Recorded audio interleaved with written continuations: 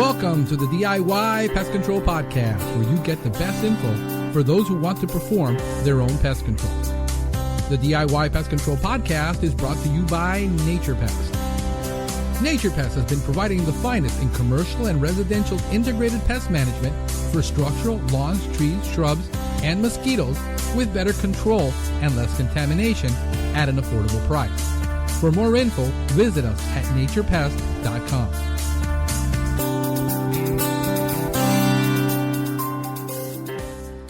What the heck is IPM? You just talk away. I figure this one, you just shoot questions and I'll answer. Yep. I figured you got it. So we're going to do that.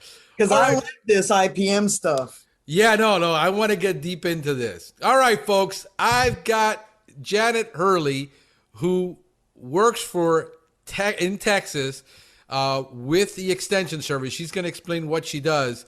And we're going to tackle the question of what the heck is IPM. Janet, welcome to the podcast.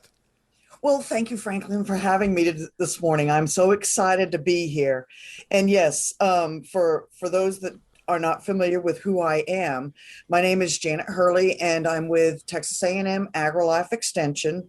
I'm an extension program specialist, and my program specialty area is helping schools with their IPM programs. Got it. So this is going to be, because I've been having some intense conversations. And when I mean intense, yes, there was some shouting and about what IPM is and what it isn't. And I'm getting challenged that what I am doing is not IPM. And because I do not follow the IPM pyramid the way it is in some cases. And there's some people who work in other states where IPM in public schools is law, where in Florida it's not. It's guided, but it's not a law that is, hard in the books that you have to follow it a certain way. And I'm very familiar with Florida versus Texas. Texas, yes, we have a law. Okay. And yes, I mean, because we've got the longest standing law, as a matter of fact. So, yes, but IPM, people get hung up somewhat on the pyramid, but also just hung up on what is it. And a lot of folks focus too much on the pest management and don't understand the integrated part of it. Right. And so what I've been, and here is the way I've looked at it. When from an urban residential perspective, when we get called in, 99 out of 100, there is an active infestation. We can't start at exclusion. We have to start at chemical first, because there is an active infestation. And yes, we can implement the monitoring, which we do in case of German roaches. Yes, we're going to have to then figure out how we educate the customer. But that usually, the pyramid is usually turned on its head, and it's chemical first, then we work our way towards how many of these things can we actually implement with a client that is not a school, that doesn't have a mandate, and it's their home, and we have to convince them to see it our way versus how many times are you going to spray a year for this? and what I've done is I've said, if I can get out of the 6 or 7, I can get that customer to 4. I've done IPM because I can't twist their arm and said, you have to do this. This is my home. I'll do whatever the heck I want. Well, and it is. I mean, so, and here is the rub. There is a population that believes that if it comes in a can and you spray it, it will kill all bugs dead. Yes. And therefore, you're working with that premise before you even step on their property. Yes. Now, granted, and what I am seeing now is, especially there is a shift. You will have a client that will say, yes, you need to come here and annihilate everything. You are going to start seeing clients that are going to be a little bit different about what their approach is and what they want. Right. All of it is still integrated pest management, because the ultimate result, no matter who the client is educating them on where that pest comes from, why it's there, and thus how do we get rid of it. You mentioned German roaches. Well, German roaches just don't walk in off the street. Exactly. Okay, that's a human to human contact, but I find that it's very hard for y'all in the business to be able to give messages to your clients that say, hey, by the way, here is the insect and its biology and everything else, and then accept it. Right. Especially when we deal in cases of multi-unit housing, where we're not managing the entire building. We get called in. We got a lot of condominiums here. Some of these things are $1 million, $2 million, and they've got German roaches because they don't. The association doesn't understand that if a tenant moves in or bought a piece of furniture or something and it got introduced to the building, they're saying we can't have roaches because we have a pest control service, but they're only treating common areas. Owners own individual units, and nobody's monitoring and inspecting, and nobody's getting into this. And how do you explain a customer that has a $1 million condo? Well, this whole concept. and that's where the frustrating part is, because there's someone like me in Extension going, we know we need to get that education component out, but I find myself even butting my own head here in the North Texas area. I have a grant with Dr. Faith Oy, which I'm sure you are extremely familiar with, being in Florida. Yeah, we just had a lot of conversations in the last month and a half. And we have this project to where we're trying to educate those, and we use the term homeowner, but I don't mean a homeowner. I mean the person who lives in a residence, yes, no matter where you're at, from even if you were living in a tent to living in that $1 million condo and everything else in between. Right. You know, if it's a structure and you are trying to live there, you don't want pests. Right. I don't want pests. Right. I mean, full disclosure, you know, I have a company that does my house. Part of it is because I get to train them, and I can tell them to go crawl up and seal that hole where the rats might get in. But yeah, it's a hard thing, this IPM stuff. Right.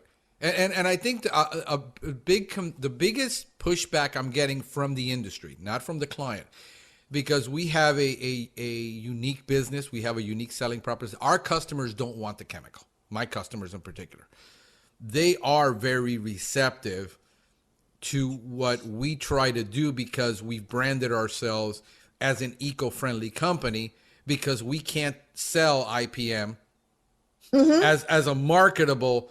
There is nothing. I mean, in my 20 years, I can tell you, and doing what I do with this International IPM Symposium group, and there is nothing sexy, marketable, or anything that says IPM. Finally, somebody says it.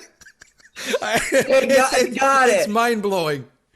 But I mean, Bobby Corrigan and I will both tell you, you put your head down, put your butt in the air, go search that pest out. You put your little detective hat on, and you go out and solve that problem. That's IPM. Call it whatever you want. Yeah, and there's the purists that say, well, no, I did IPM in schools, and what you're doing is not IPM, because you first have to use the sticky traps, and then, I mean, if you got in your state, which you have Tawny Crazy Ant, yep, if it's still called Tawny Crazy Ant, because that thing has there's had still more Tawny Crazy Ants. Okay. Yes. If Because I this had go to changed school shapes. with Tawny Crazy Ants, you bet your bottom dollar I know what they're gonna do. And it is a chemical application. Yeah. I have told more than one school district, sometimes you've got to throw the bat first and then come back. Right. Yeah, because how are you gonna use IPM or Eliminate. with glue traps and say, well, I've got to fail 3 times before we can apply a chemical? No, there is glue traps are monitoring and they're passive. So, for instance, because Texas has had this school IPM rule since 1993, that, okay, you put into fact the school districts have got to monitor. All right, well, yeah, most of the time we don't have a problem. Then we had COVID. Right. And I had a few districts that when they shut down last year at this time and didn't get back in until about June, well, they had some very odd issues. Well, the odd issues wasn't throwing a glue board at it. The odd issue was they had roaches and bed bugs in laptops. Well, what are you going to do with that? Well, there's a few options, and those options do require some heavy chemical locked up, and nobody does anything. But if you do that over the weekend, problem solved, because I got news for you. 500 devices with little bugs crawling out, IT's not going to be happy. So, I mean, what's worse, the poison or the cure? Right. Because sometimes you've got to look at the problem and go, okay, what other steps? Monitoring with glue boards, with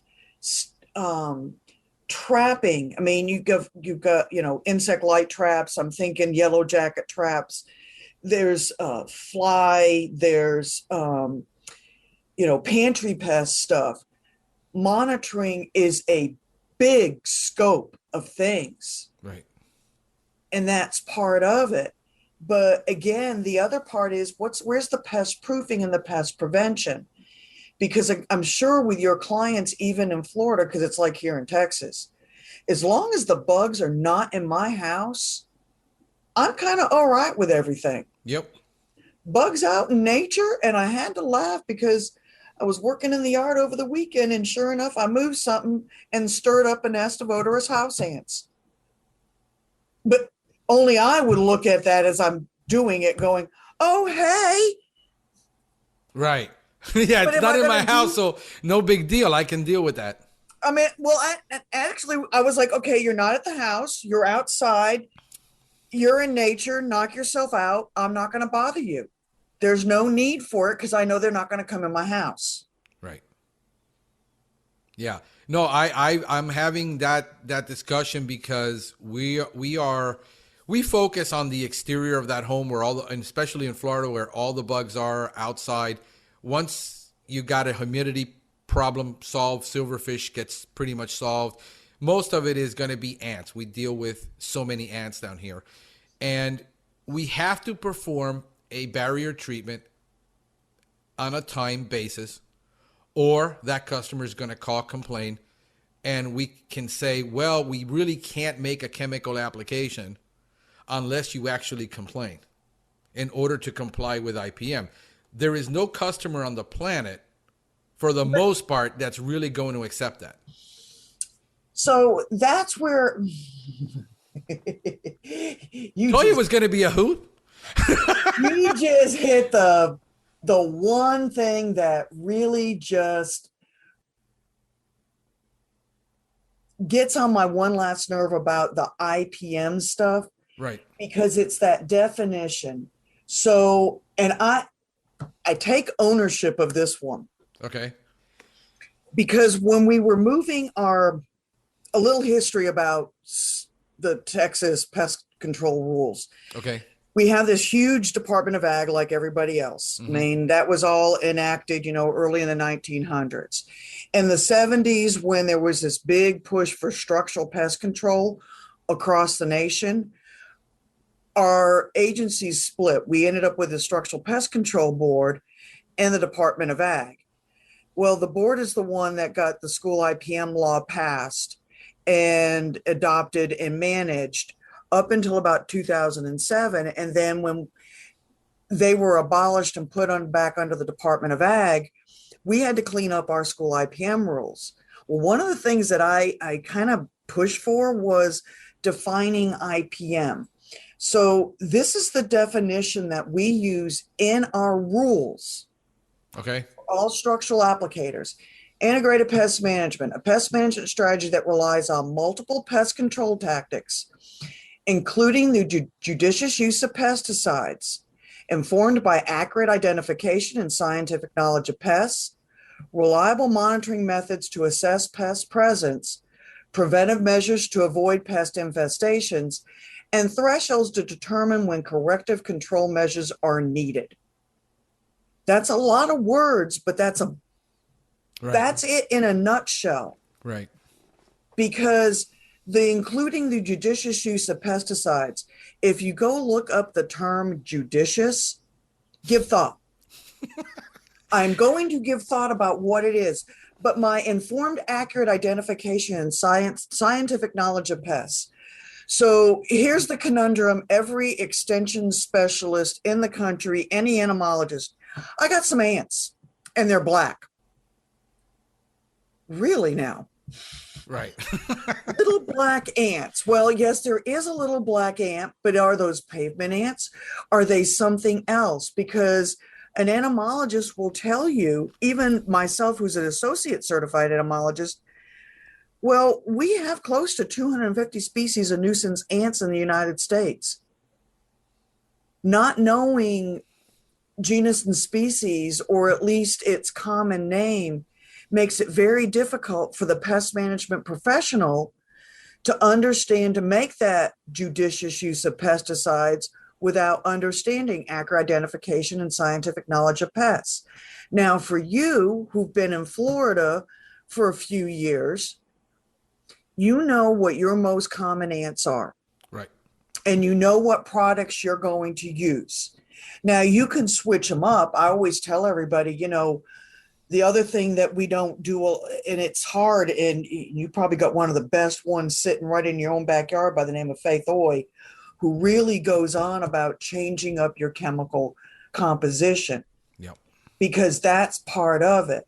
But that reliable monitoring methods to assess pest presence, yeah, you use your customer. Yeah. What monitor do you use to monitor a ghost ant pest pressure level in the area? It can't. Well, that's what I was thinking. I'm like, I'm not thinking. Well, glue boards and ants never go together. But you got to know your area, and you've got to know what's conducive conditions. Right. So again, understanding that. I mean, IPM is so much more than that pyramid. Right. It really is, and it's that multiple control tactics. And yes, I may even have a little perimeter spray around my house. I mean, I don't want fire ants coming in. I don't want the odorous house ants coming in. Yep. I mean, we know that you've got odorous and we have ghost ant. You've got, and you got the Taponoma Cecil, and I've got Taponoma melacephalum. If I do not make it forced me, this little ant brought me to my knees, made me cry, and basically forced me to have to use fipronil, which I never had to use before. Never had to. In 14 years of pest control, we started using it 2.5 years, 3 years ago, because 50% of all our ant calls were this little ant that nobody could get rid of. And we had to go in and use fipronil on every initial to get, because if we used neonicotinoids, we found ourselves making 2 applications versus one. And then you run into a whole nother thing when you're using the neonics nowadays. So So now we had to make add more pounds of active ingredient. Yep. Versus a one shot where we knocked it down probably 96% on one shot because we used the fipronil, versus having to make 2 applications of a neonic, which adds more chemical than necessary. And so we found ourselves in that predicament saying, Here we are, an eco-friendly company. We're trying not to use these products, but we have no choice. And now we figured out that if we get it knocked down, we don't have to use it as often. We don't even have to do a quarterly. We only reapply it if our other lower end products haven't gotten the control. But I have to make a timed application of something because as a commercial business, I can't afford a 30% callback rate, 40%. Well, and nobody can. Nobody can. And we do that again, like I said, down in the Houston Gulf Coast area. I mean, because if you're not in our state, you're battling an ant. We just don't know which species you've got because one of them can be, but even with fire ants, depending on, where you're at and stuff, I tell my schools, if it's going to be an area that's going to be heavily used and you can't go out and do the IGR 3-4 times a year, well, then you might need to use the bagged fipronil, top choice. Yep. And put that out because again, so one of our things that we have to say when we do our school IPM stuff is talk about practical and economical. And I tell them all the time, I'm like, well, we've really got to work that out. Yeah. Because I'm also home to the state of, and ironically, I was leaving your home state from a meeting with Faith. On my way back home, we had done a work group meeting and got a call from a school district where a child had died because they had been exposed to fire ants. Yeah. And it was one of those deals where part of it was on the coaches who did not understand what anaphylactic shock is. Right. Didn't get medical help. But at the same time, it exposed a weakness on how the district was actually putting out their fire ant bait. Rather than doing the 40 acres that was the joint property between two campuses, they were only doing 2 acres surrounding the campus and the athletic field. So, and my comment to everybody was, well, yeah, you treated that, but did you think the fire ants that were out in between those 36 acres, that they knew someplace different? Right. No, you know thy beast, know thy pest. Right. So the one thing I tell everybody that you were saying, you're worried about the chemistry, you got your labels, you got your safety data sheets, you know how you're applying it. Right. But you also put on your service ticket, genus and species. Right. You put down that specific because if somebody was going to go and judge you, if they go up and look up stuff, because there's enough out there with credible information on these insect pests that we're having to throw things at them because they're not native. Right. They don't have a predator here, so they can outcompete, and they can, and their life cycle is so quick, they can also become resistant. Right. Yeah. Yeah. Who knew being in pest management that you were going to be a detective? Yeah. No, I mean, when I listened to Bobby Corrigan about, biological assessment and evaluation, I mean, the terms are, I noticed the terms are changing, and the conversation around, and I think we need to have the healthy conversation about this, because there are those who are defending IPM that it can't be changed. And this is the problem that a lot of people are having with IPM, because it is so rigid in certain areas, where now we're going to assessment-based management, with Deanie Miller's talking about that.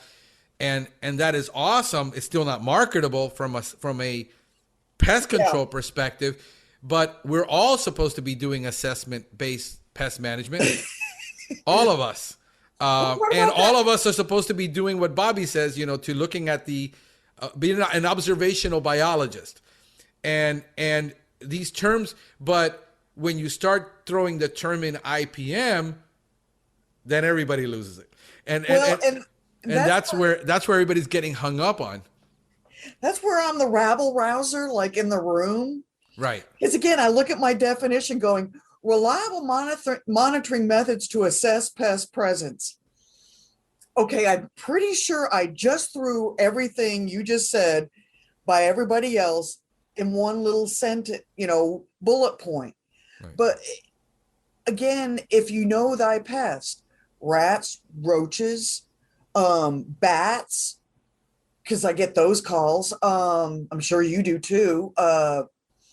Raccoons, ants, spiders, every last one of them's got some type of scientific knowledge, and you've got to assess in that rigidity that I know what you're talking about drives me crazy. Right. And because this is a PG rated show, we're going to just say drives me crazy. Right. Because in my 20 years, and you mentioned my buddy Bobby, when I learned IPM, and I learned it from him and Dr. Mike Merchant and my other coworker, Dr. Don Renchie, but it was what we referred to as this head down button air thing. Right. I'll never forget, we were at the Indian reservation and you could smell the pine cleaner. I swear to God, we had to been 500 feet away from the door. And Bobby was so cute. He tapped me on the shoulder and he goes, just because it smelled clean doesn't mean it is clean. Yeah. Yeah. I talk about pest control clean and real clean, and people don't get it.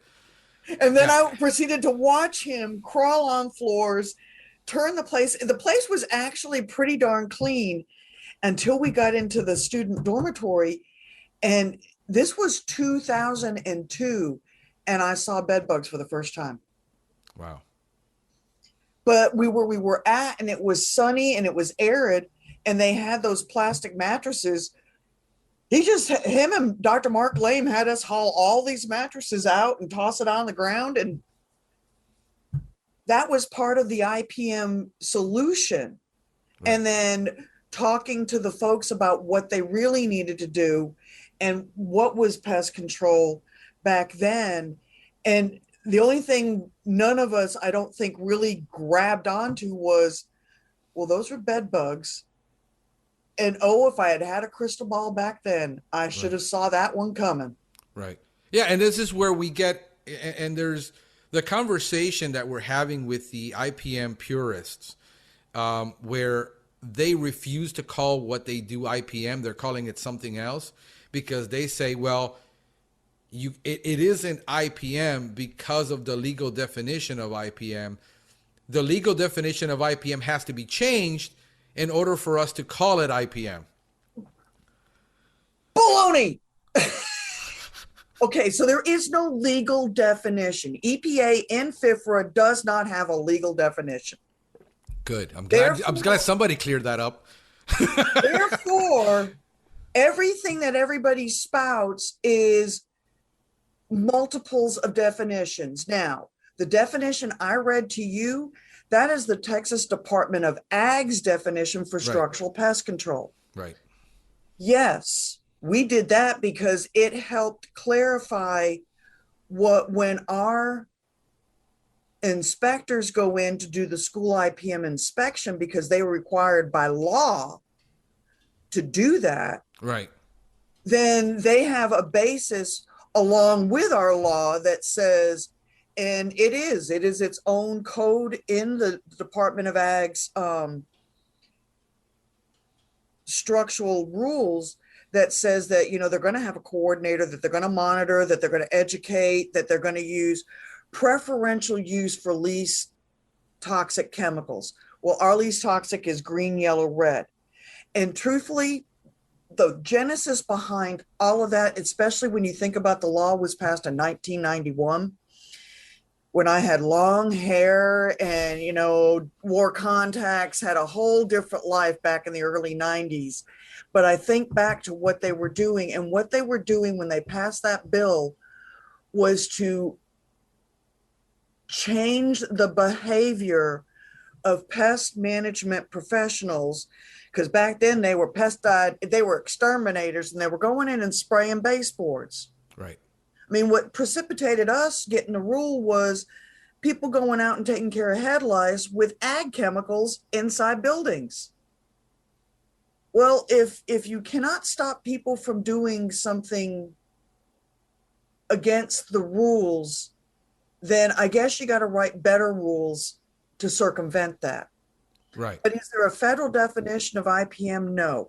Now, on the USDA side of the house, under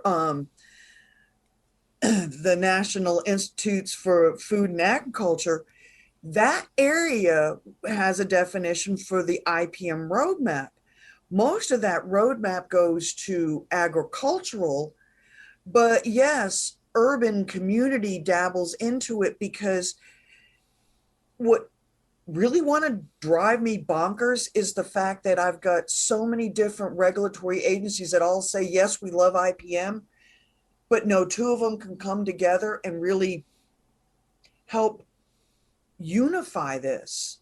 Right. Because you and I both know, I mean, I grew up with that kid. Yeah, they sprayed the baseboards, but I still couldn't figure out what for. But if I got cockroaches, and when I was a kid growing up, we moved from apartment to apartment, well, I got news for you. You know what my mom and I did when I was young? You take over a new apartment. I went down to the store, and guess what I bought? Came in a can. You pop the lid, close the doors, walked out, let it go, come back in, open the windows, air it. But guess what? You didn't have anybody else's bugs.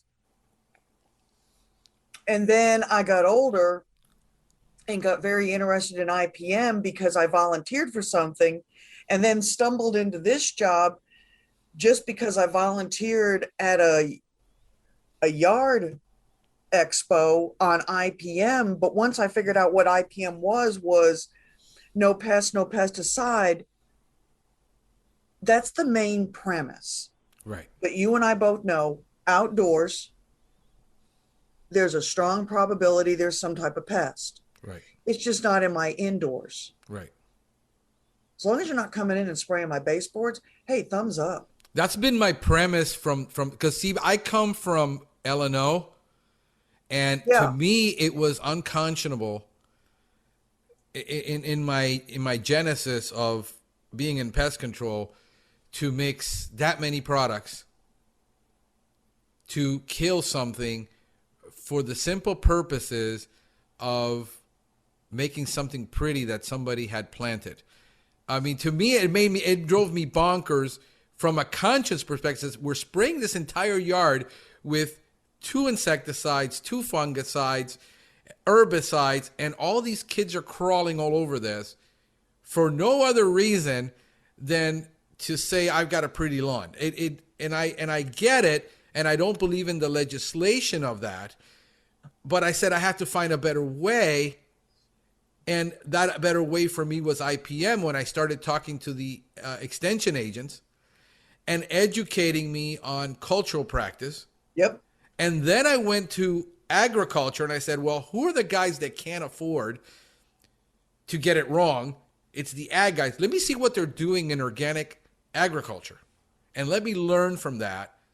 And I started, when I founded my company, to say, why don't we just implement that? It says if you mow it high, you mow it frequent, you control the water, with the point where we were using 66% less chemical than the average. And then when 25 bees came in, we were able to integrate that because we could never really be successful with biologicals in a commercial landscape. It just wasn't feasible. It wasn't practical for us.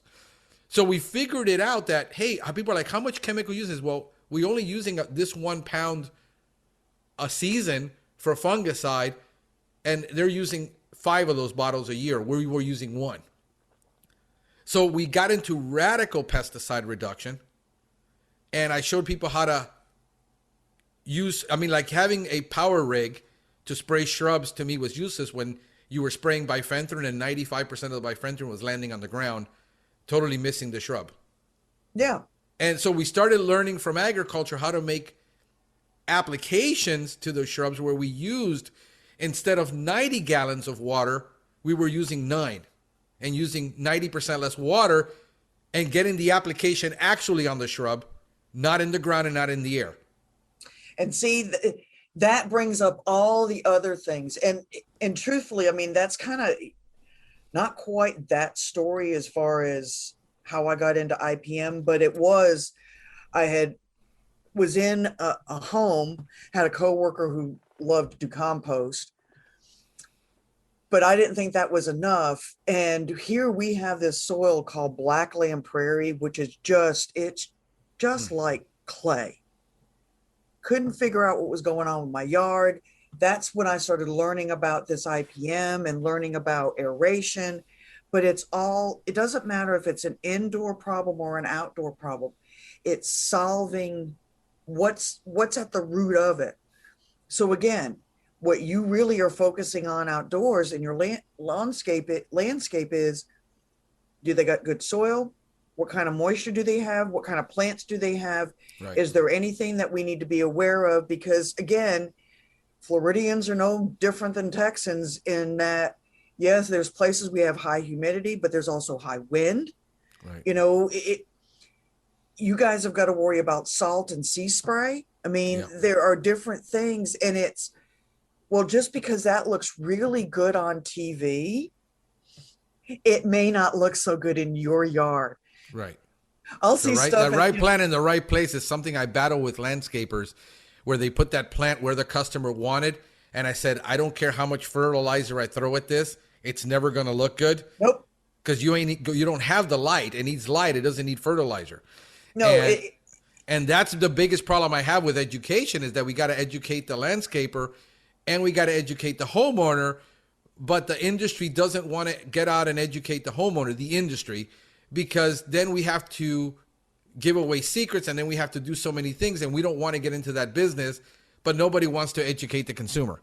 And I believe that that's where my responsibility lies, is to educate the consumer. And that's where, Dr. Oy and I have both been, back and forth on this, because that's where I would love to get our master volunteers more active and getting them to do outreach. That's where that comes from. As a matter of fact, I'm hoping to launch a program later this year where we do start. I've got what we call these IPM experience houses here, where we could do educational programming and show homeowners, hey, these are some of the things you just need to be aware of, because especially here in North Texas, I've got people who are buying homes for the first time and they're not understanding what to do, how to do it, what to plant. And I mean, I've learned, and I tell everybody, I'll put in the back work, which I did Sunday, but I also plant plants that are going to sustain themselves for the rest of the summer with little to no maintenance. Right. Because I don't have time. And once COVID really kicks loose, I'll be back on the road and I won't know if I've come or gone or already been there. Yeah. No, I love natives. It's just that in Florida, they're so plain. It's so hard because there's no colors. So I battle with that, but I can show the client options with really low maintenance plants that don't require any pesticide. That don't require, we have Schefflera, very rarely is it going to get anything at all. There's no, the customer feels like if you didn't spray their plants, you didn't do your job because you were supposed to spray all of them. I said, but why are we spraying those plants and applying a pesticide when it gets nothing? And that's where my education is with my clients, where I sit down and I consult all of my clients, is that we're going to do this. This is why you hired us, to not have the chemical on your property, versus having to make a blanket tank mix application running around town with 200 gallons of a pre-mix, because it's just much easier to spray everybody like this than to actually do work that requires a technician to think. And it's reminding the clients, you can always say, we're doing this so that we also protect, the bees, the butterflies, the hummingbirds. Yeah. Sometimes you got to go throw back something else at them. I tell everybody, sometimes you got to just throw different words back at them that they go, Right. Oh, you're protecting the bees. Yeah. And and this is where we have gone through that. We got to give the client what the client wants in their mind. In other words, my clients are looking for natural and organic. And people will say, well, you're just misleading the client because there's no organic. I says, well, we have 5 options that we can give the client. It might not be in their price range. It might not be what they want really, but we have the options. And then if you can mow that lawn weekly versus every 2 weeks, it's going to need much less fertilizer.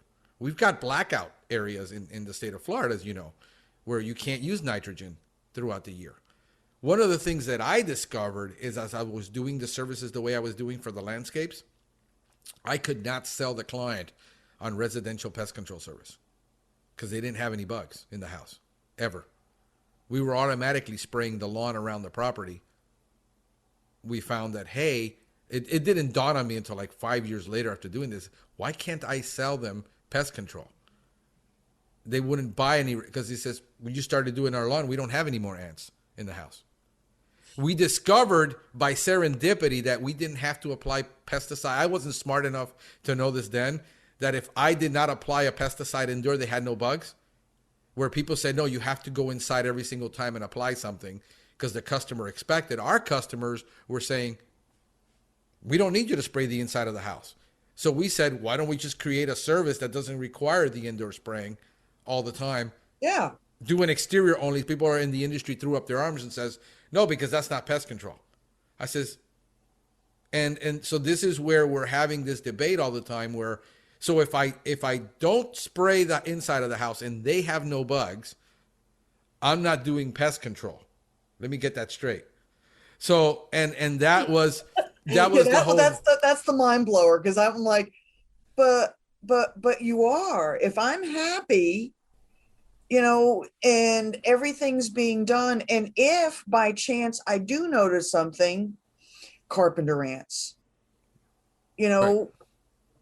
Okay, y'all are willing to, hey, maybe I do need to step inside, right, and take a look. But if I can put the bait outdoors, great. If not, but I mean, that is pest control. I'm sorry because if the bug isn't there, it's under control.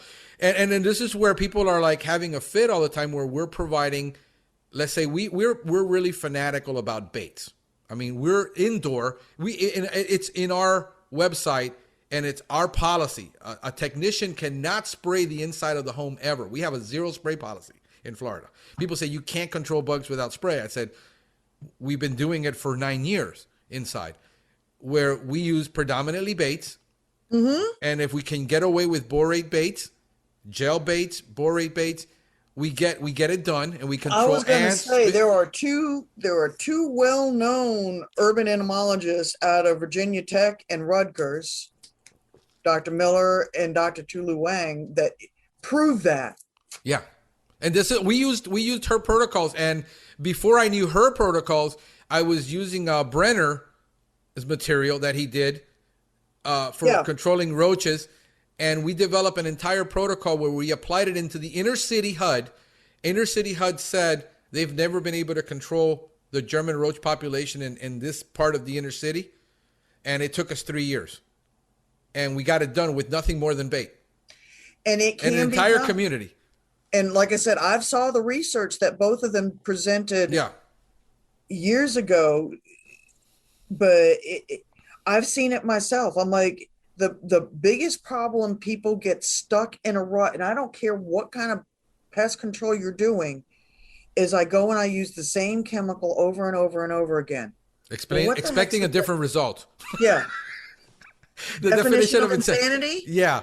And here's where the biggest, what I've done and Faith was teaching this, she teaches this a lot, is chemical rotation. The problem is people keep rotating their chemicals with the same active. Yes. I mean, with the same group, not understanding that you need to change the entire group, not just the active ingredient. That's not chemical rotation. And so we're having all these discussions, and I'm trying to have these discussions openly and honestly.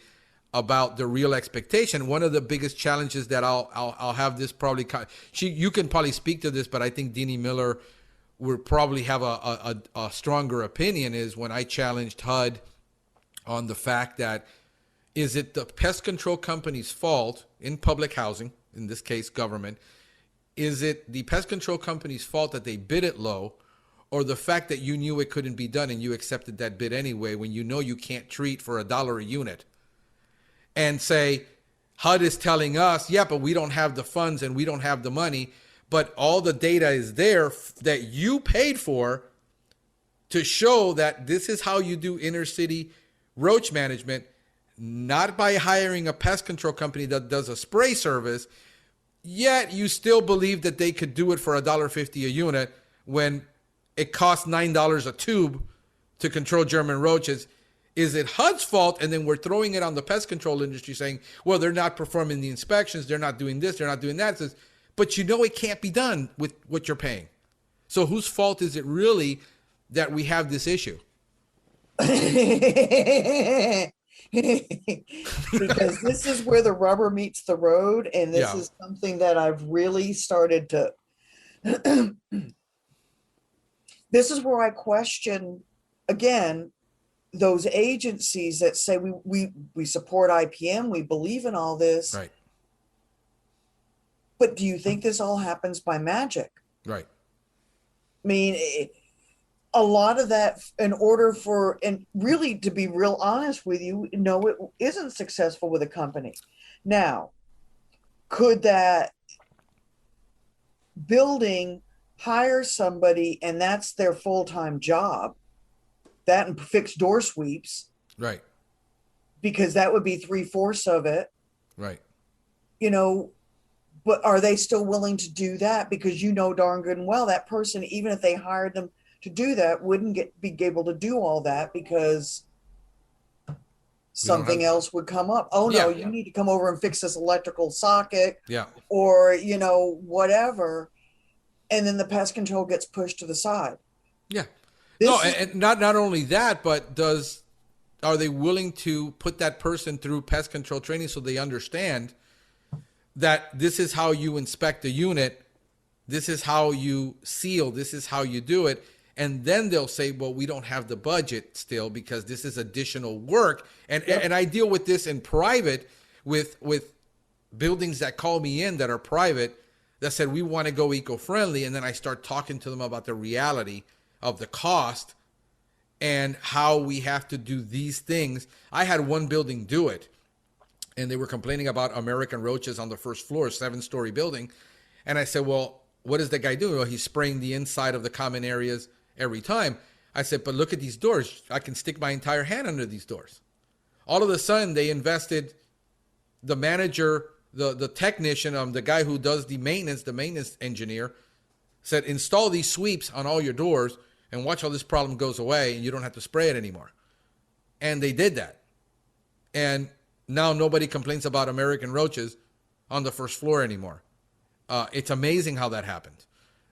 And then this is where again, where the rubber meets the road, their initial investment to convert to an eco-friendly building where all we did is take lead practices and said, this is what you need to do, was a $10,000 to $12,000 investment initially, but they were overrun with German roaches in the laundry rooms and the trash rooms and in certain corridors because the guy wasn't doing any monitoring.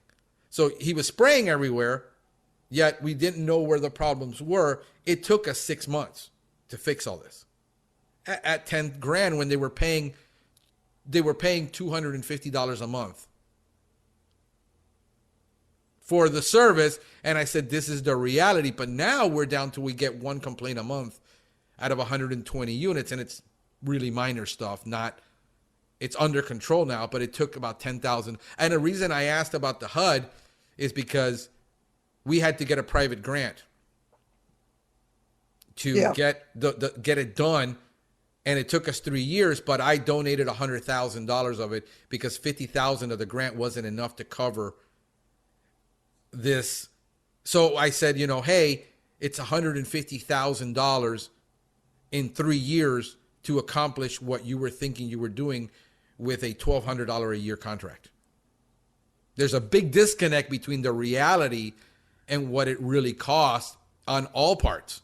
But putting the blame on the industry for something that you hired them to do at that money, and then not say, hey, it's really our responsibility to do IPM when IPM isn't being practiced because there is no money in the budget to really practice IPM. Well, and you bring up the thing that when I talk about our school IPM rules, and even though the rules require the district, meaning the superintendent, must appoint an IPM coordinator, I circle back around and it's back in the rules.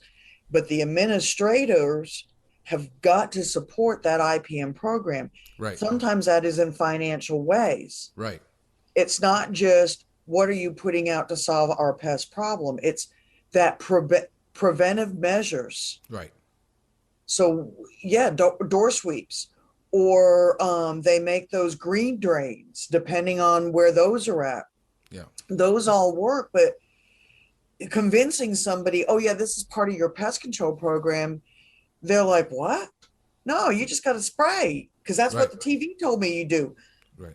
Actually, no, we're learning more. It's just we don't have reality TV on what we really do for pest control.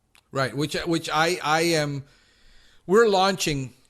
I'm going to launch 5. I got 2. I've got our Nature Pest one, which we educate our customers on what we do and why we do it this way.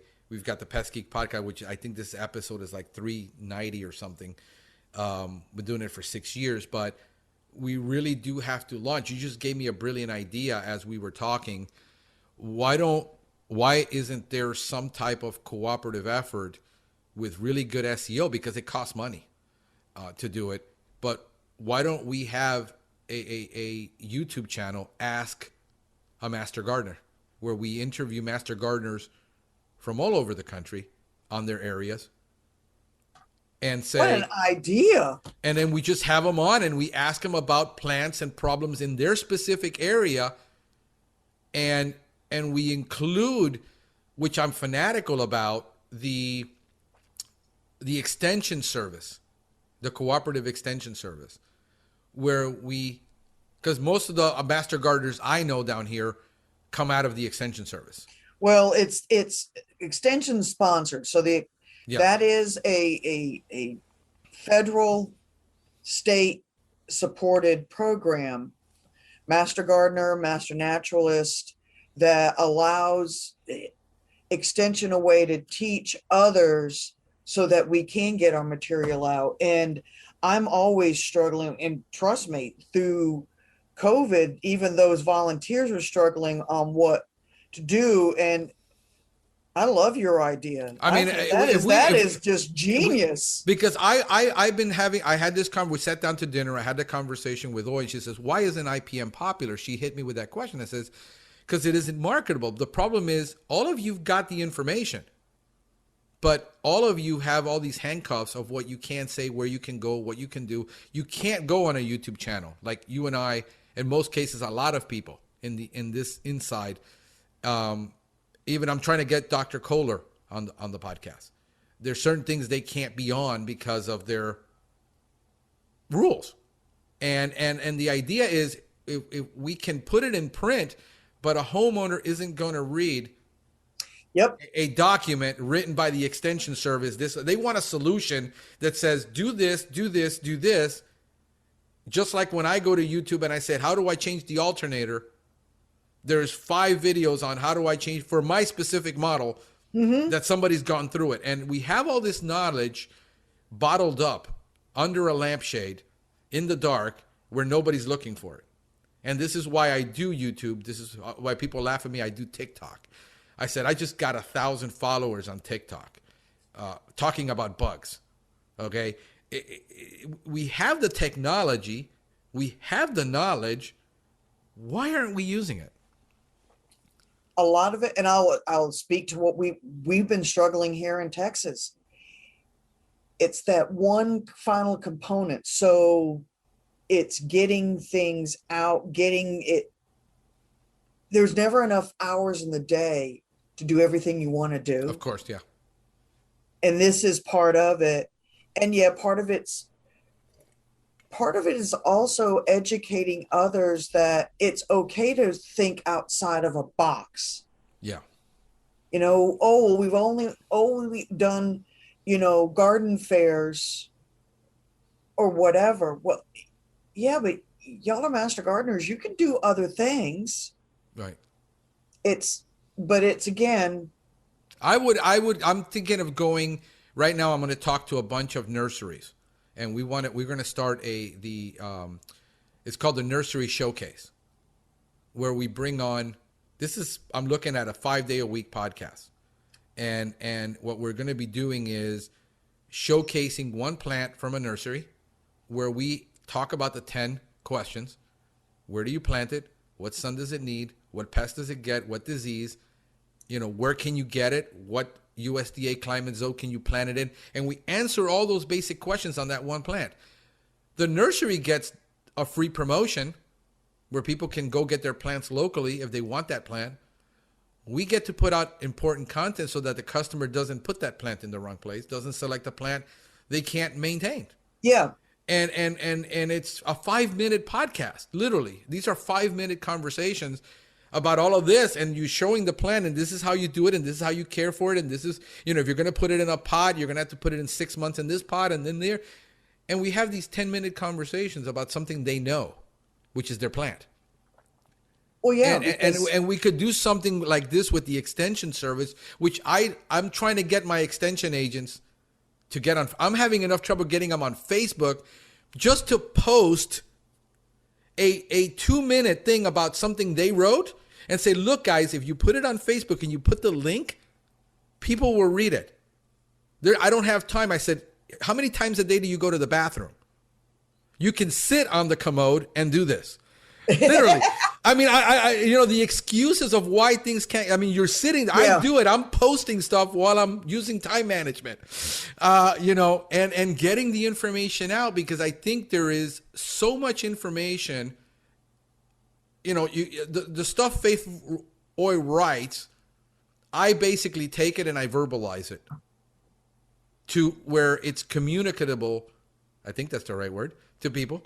I came up with my own words. That's okay. So do I. Yeah, I used to have a boss that was from Texas, and he used to come up with his own words too, and I thought it was hysterical. But how do we get the industry to work together with academia, with extension, which I'm a fan about, which nobody wants to do, by the way, most people. And I applaud Philip Kohler, because he's done that with the conferences he's put out and the magazine he bought, and the university got involved, and he made, I think, the right steps in the right direction. I think we just need to take it further. I'm just one of those guys that says, hey, look, I might not agree with you 100%, but can we value the differences and have these conversations where we can educate people on this? Well, I think you just hit on the nail on the head, because the hardest part we're having in conversation we're having in this country is to understand you can agree to disagree. Yeah. And it's going to be okay. Yeah. And yes, we do need to work in more partnerships. And I really wish that the industry, I can tell you right now in Texas, I wish they would reach out more. Right. And say, hey, we're here to help. How can we help? Right. Because, we can reach out all the time, but I don't know what you're doing and how you're doing it. But everybody knows where I hang out. Right. Right. I'm not that hard to track down. No, right. Yeah, exactly. I think creating the content at scale is an overwhelming, mind-numbing task of how we're going to accomplish this. But when you've done several hundred of these, you kind of figure some things out that help people. And it's not that hard. Like, where are you going to come up with the content? The content is in your head. You know this. Well, yeah, because we're just, believe it or not, full disclosure, my teammates and I are coming up with a podcast. And part of it has to do with the fact of what we do get in common insect ID questions. Yeah. We're going to just cover what we normally get here. Our first podcast is going to be on fire ants. Yeah. And do it on video. Don't do it just on audio, because there's so many people that aren't looking for audio. Nobody is looking for a podcast on, let me sit here and let me listen to information about bugs just for the heck of it. They need a practical solution in order for them to find you. I mean, I was just pointing that out to California. They have an IPM website that has 250 subscribers. And this is in California, where people are supposed to be environmentally crazy about this. And you've got 250 subscribers to a channel. I'm saying, like, I get 250 watches the moment I put it out. And this video now has been on for 2 years, I think, 3 years, 250 views on it. To where they don't get that you can't legislate this information. It can't be about compliance. It has to be about what interests the homeowner. And that is, I don't want any bugs in my home. And it has to be practical. How do I do it? Yeah. And so we got to give the secrets away, which is what everybody's upset with me about for the last 6 years. They're eating their liver. And what I'm doing is I'm getting Pest bottles of ketchup to hand out so that they can put it on their liver and eat it, because there's nothing I can do to help unless I give it away for free. Well, I mean, because the truth be told, the one sitting on the data is the one you've had dinner with. Truth be told, only a small percentage of the American population purchases pest control. Right. It is a very small percentage. Yeah, and this is why companies sell direct to consumer. It themselves. Yeah. And I would much rather have them have the right information than them going down to some big box store and listening to some sales guy or whatever make a decision because they don't understand. Yep. And my answer to that is, if you have the knowledge and you have the expertise, why aren't you putting it out? And that's where I'm goading. No, trust me, we struggle because we put it out there. And again, this isn't the hot, sexy topic, so we can't even get people to pick it up. Yeah. Well, let me tell you something. If you go to my Nature Pest channel, I've got 200 videos.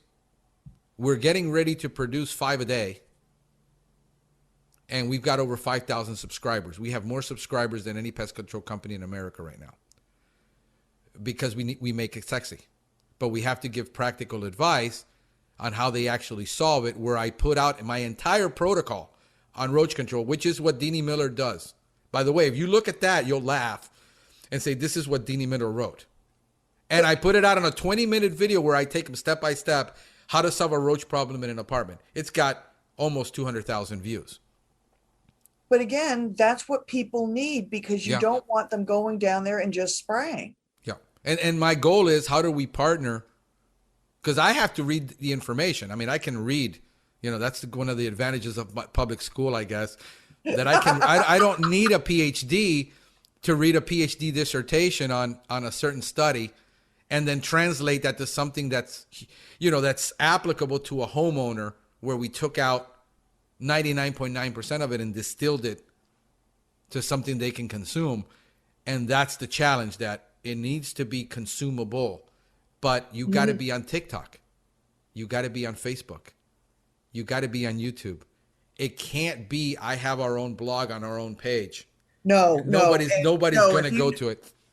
Well, obviously you found me through Facebook, but I'm not everywhere.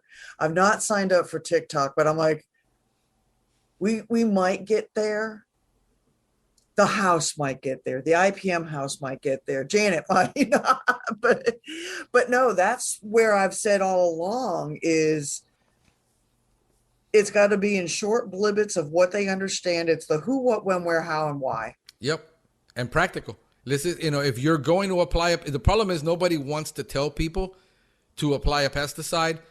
And that's where the homeowner is going to say, but you told me what was wrong with my car. You just never told me how to fix it. If you don't tell me how to fix it, it's totally useless.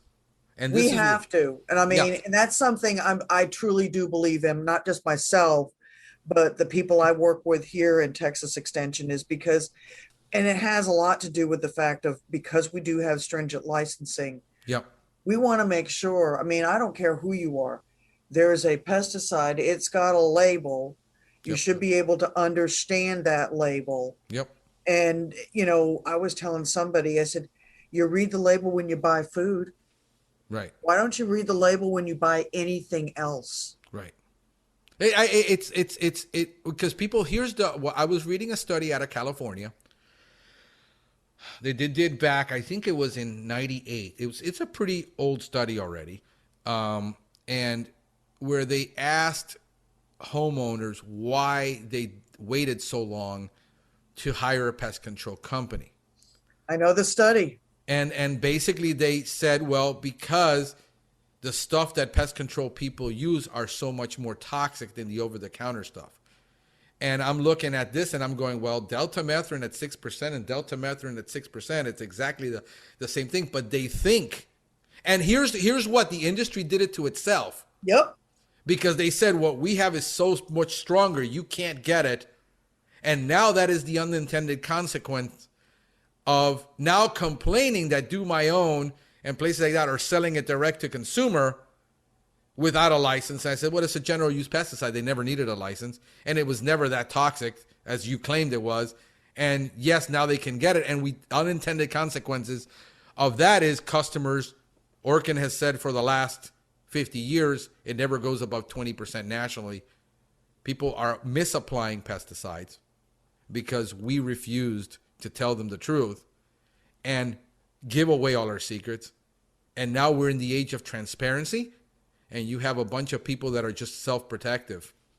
And that's where we're at. And I think that's where we need to start. The change needs to start.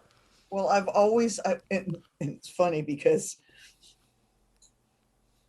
many of my arguments are, well, if they do it, we're going to lose business. Or if we do this, and I'm like, I'm sorry, as long as there's pests in the world, there will always be work for us because seasons change, dynamics change, certain things happen. Yeah. Heavens to Betsy, insects are one of our bigger indicators on other things that could be going on, especially inside a structure. But it also, the random, well, we've got this smell. I know it's something dead. Well, where's the flies? We don't have flies. All right. You can't have dead without flies. They do go together. But if you're still having a strong odor, smells like death, and it's an exterior, I said, either look for a leak or watch for a different type of fly. So right. Yes, sosids or something else can come because, again, if it's a fungal and a bacteria growing, yes, they can grow from that. Yeah. No, I mean, I just had this discussion with one of my techs at a job where when we do drain fly work, we always put a lamp. We're one of the few companies that put a lamp.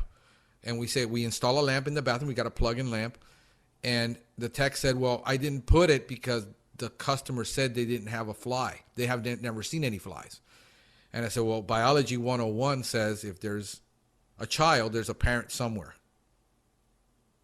And sure enough, there was a problem with water behind the wall, and we found it, and we sucked it out. And I sat there for an hour with a vacuum cleaner and a hair dryer, getting the water out, which no chemical. He says he already had foamed it. That foam was not going to go into that wall because It was waterlogged. And I said he installed the lamp. Come back a week later, we're seeing flies now, and that's no flies on the lamp. This is funny. I mean, this is the funny stuff we have to deal with. For 3 weeks, he didn't install the lamp because the customer said he never found, but we kept finding larvae. He installs the lamp. I go in and there's no flies on the lamp. I said, something's wrong. I look in there, and the paper backing wasn't removed from the glue board. Okay? So I tell him, and he was flustered already with this situation because he's already been there 4 times. And the customer was very patient. But I said, why did you listen to the customer to begin with? We don't listen to the customer. We're the experts. They are paying you. You should have installed that lamp, and at least we would have gotten the adults down. and stop the bleeding, I showed him, because he's a 1-year tech. I said, this isn't in any manual where you have to suck water out of a wall with a vacuum cleaner and out of a tile and then clean this out, carve it, and caulk it. This isn't in any manual. It's not in Malice. It's not in Purdue Pest Management. It's not in any IFAS site. You're not going to find it. So I stood there and we finally, guess what? I take the backing out. I'm doing the cleaning and I'm doing all that. And the customer comes and looks, hey, there's a fly on the board. It wasn't 5 minutes later that it started catching flies. And after that, we left it there for another week. We came back and we looked again, and there was a little bit of larvae. Caulk had separated, dried it out again, resealed it. No chemical was needed to solve that problem, except, the caulking, which is a chemical. I know I'm going to probably eat it anyway, so Yeah, and so that was these are the things, but we have technicians in the field that aren't trained, and this is one of those where I could have told him all about larvae, and he still wouldn't have hit because he was still used to doing some type of chemical application instead of just saying, "Let me get a vacuum cleaner," and this is where the experience comes in, where I talk to them. Unless we're putting this content out. So what did I do? I carry this. I carry 2 of these, by the way. Sometimes I carry 3. Bless your heart. Everything I do in my mind is content. And I stood there and I have a little stand that I carry with me and a microphone that plugs into the side of this. And I just put it on the floor where I'm doing the work and I show them how I'm vacuuming this. And then I just barely do any editing, and I post it on YouTube, and then I'll post it on TikTok. And we spend about 3.5 hours a day doing this. Every single day. Putting out content every single day, because there's no excuse. It's like you don't need a $10,000 camera anymore. No. You can stand at your desk. I mean, you and I have been having an hour-plus conversation about really important stuff that people need to hear. And I said, if we can just get off of this, what if we say the wrong thing? And what if we tell the wrong thing? And I said, if you know your stuff, you know your stuff. And just tell your story. And I think if you tell your story, and you as a professional just get out there, guys, hey, this is what we're dealing with. Right there from your desk, not going to a studio. The lighting doesn't have to be perfect. I've done videos just to prove people wrong. That I've done videos with no muff on a microphone in 15-mile-an-hour winds, and did a lawn. I did a piece on St. Augustine lawn care, how to mow it right, how to do this in full wind, and I've had 3 people complain, you should have used a wind muff. No kidding, but it still got 150,000 views. Yeah. So we got excuse-itis for everything we can't do. When if I got 5 minutes and I can just sit in front of a camera, this set behind me is $25, wow. And you got a desk, which trumps mine, behind you. And you've got all this knowledge. And I said, guys, just start putting it out, figuring out. And you do, you've got to be authentic to yourself. You've got to. And that's why I tell everybody I don't mind ruffling feathers. I've come to do that. Yeah. Oh, I do a ton of it. But at the same time, what I'm ruffling over isn't. I mean, it's not earth-shattering, but it's important.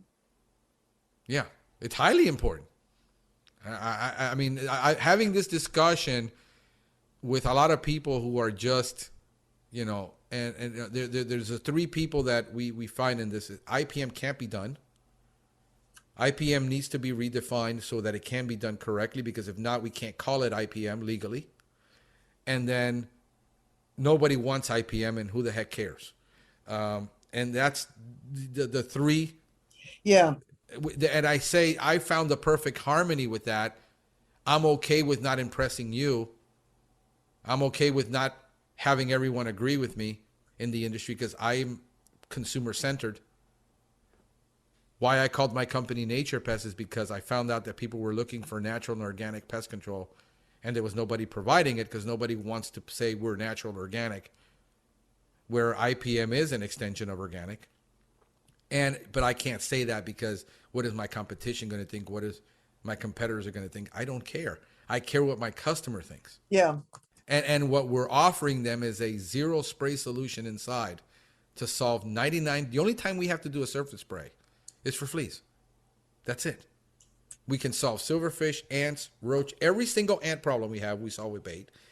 Every single silverfish problem, we reduce the humidity and use borate baits. Every single roach problem that we have, we solve with baits. We don't do crack and crevice. We don't even do crack and crevice applications. Only bait. And we solved it. And people say it can't be done. Well, it can't be done where I am. Well, what can you do? Can you just do the German roach part? Because as far as I understand, the only place I think where German roach biology is a little different is in Hawaii, where they actually can live outside. Well, okay. But in Hawaii, they don't have doors and windows either. Yeah. But you see what I'm saying? So unless something has radically changed, my protocol can be implemented, and what, Dean Miller put out, it can be implemented anywhere. We don't throw the baby out with the bathwater, and this is where people are losing it. And I said, what can you implement? Can you seal? Can you do the training on the customers? Stop buying from that store that you're buying, that ethnic store, because this is where we mostly get it, or the restaurant that they're buying from because they're bringing it in the bags, or stop buying the used furniture at garage sales so you don't get bugs in your house. And once we solve that problem in a residential home, they should not have German roaches anymore. Nope. And it's the same thing with schools. I tell everybody, my biggest thing is, but with schools, I can't fix what comes from the house to the schoolhouse. Right. So, but it's education. And that's much tougher where you're at school, because, what do you do with a kid that nobody wants to say I have bed bugs?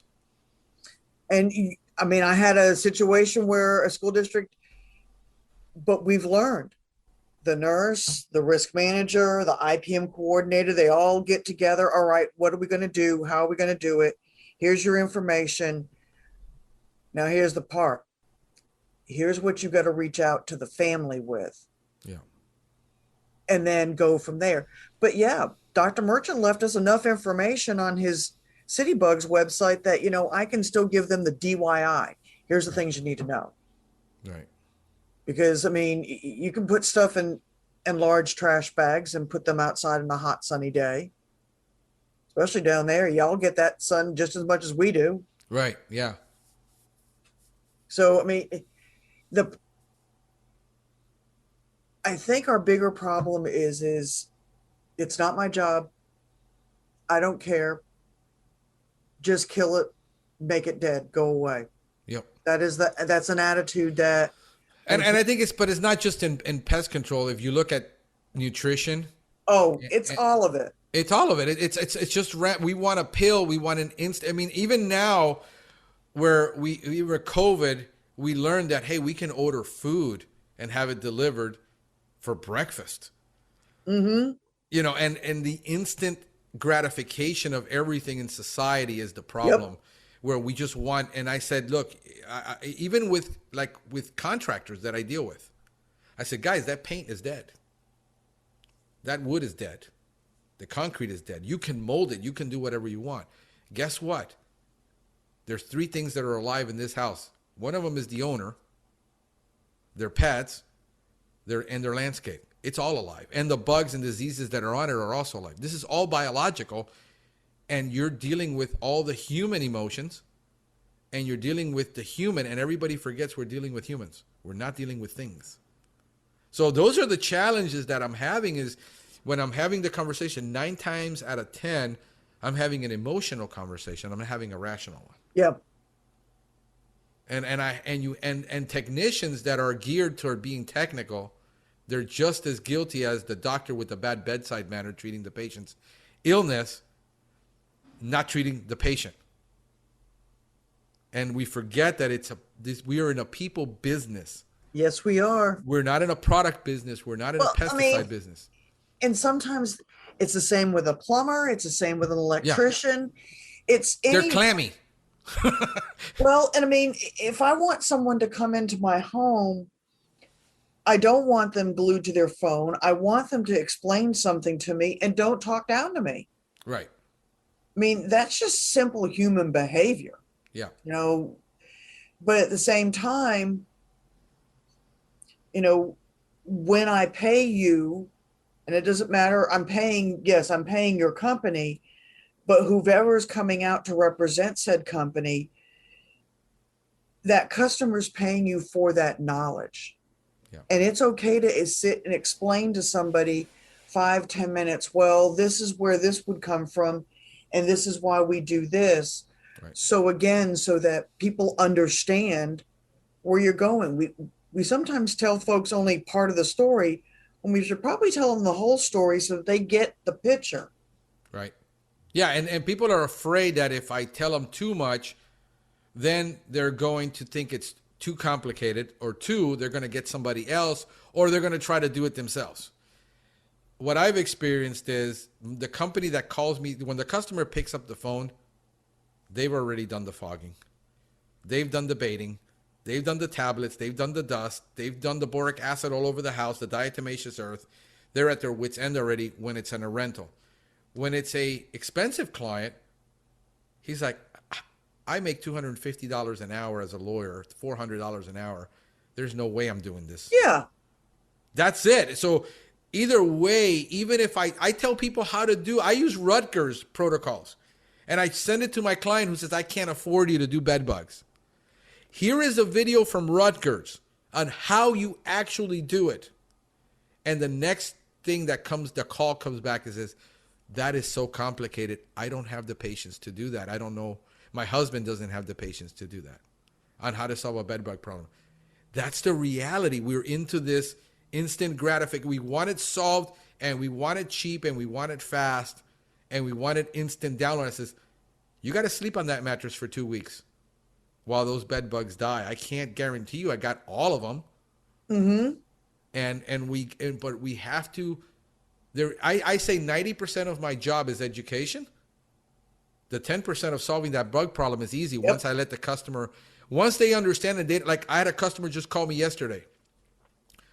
I do a consult. I guess it's my nature and nurture to be consultative and teach and educate people. Customer calls me yesterday on rodents. It says, somebody left the door open and we got this rat in the house and we can't catch it and we can't kill it. I'm concerned because I've got 2 dogs and a cat. And the first thing that came to my mind is he's got food out for these guys. So I said, are you leaving the food out at night and water for them to drink? And he says, yes. And I said, the first thing for me to catch that rat for you, I need you to stop feeding those animals at night, pick up all the bowls, wash them, and put them away, and put the dog food away where the rats can't reach it. And then I hear okay, let me talk to my wife about it. She's not going to want to do that because they want to feed the dogs all the time. I said, dogs don't need to eat at night. No. They don't need to drink water at night. It's much more difficult for me to convince his wife that if you want me to catch it, because where am I going to put the trap? And he's got dogs and kids. Where am I going to put rat traps inside that home to catch it where somebody's not going to get their fingers diced off? I got to put it in a box. Am I going to get a rodent to go into that station while that food is just laying there for him to eat and drink? No, not unless you put it in the station. So I had to tell the customer, I says, unless you can do this, I can't solve your problem. And it's probably not going to happen in 2 to 3 days because that rat is looking for his food and he's not going to eat something else for a couple of days. It might take me 2 weeks to trap it in there.